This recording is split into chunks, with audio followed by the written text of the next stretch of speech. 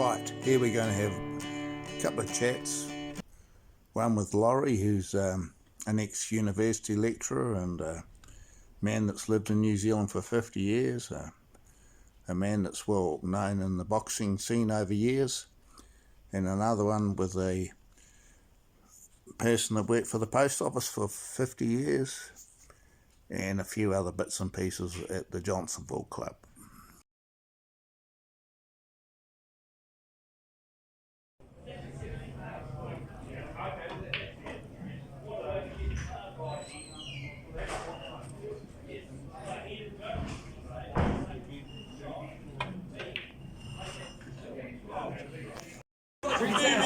We're going to talk about retirement here. When you get to a certain age, you should never give up. So we're just talking about the thing, 84? 85. Never give up. Lost his darling wife, which is hard, but you kept going by playing snooker. Joined the club, went back to work.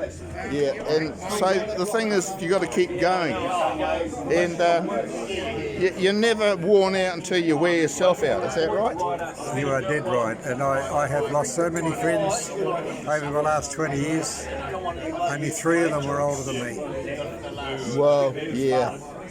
And you know, the other thing too is I hope I'm not sort of going a bit off focus here, but you know, you grew up in Australia, come to New Zealand. I came here 50 years ago. And you've had an adventure.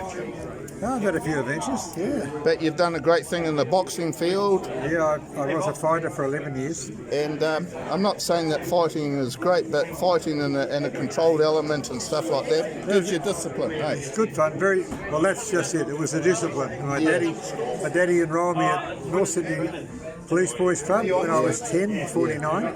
Yeah. Joined me up in the junior boxing class. The next day he took me to Narrabeen Beach, the most beautiful beach in Sydney, and I became a little liver lifesaver.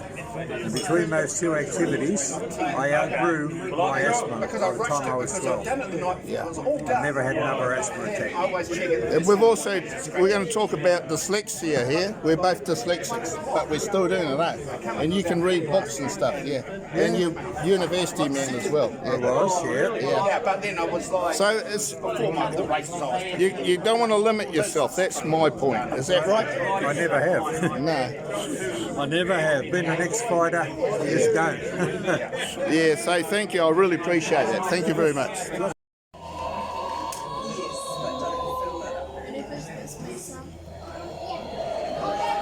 Oh, now? Yeah. Hey, here I am with me mate Feathers. Say hello, Feathers. Hi, how are you?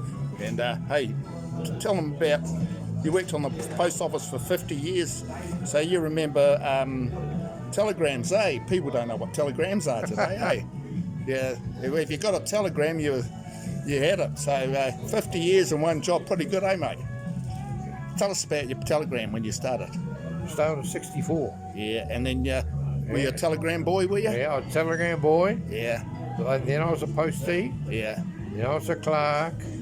Then I was a boss for a few years and went from there. Yeah. Who am I talking to anyway? You're talking to the world here.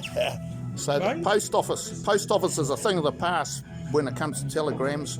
Yeah. But everyone was in it. Even this chap over here, Les, he was in the post office. I was in Telegraph. He was in Telegraph. He was in Telegraph. Yeah. I was in Telegrams. So what was Telegraph? Because they don't know. Hey, what's a telegram? Yeah, telegrams. Yeah. It's like a text message. Like a text message.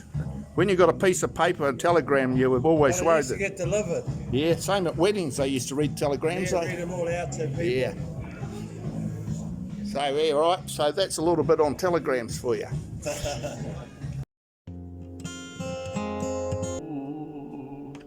We gotta value the time we got.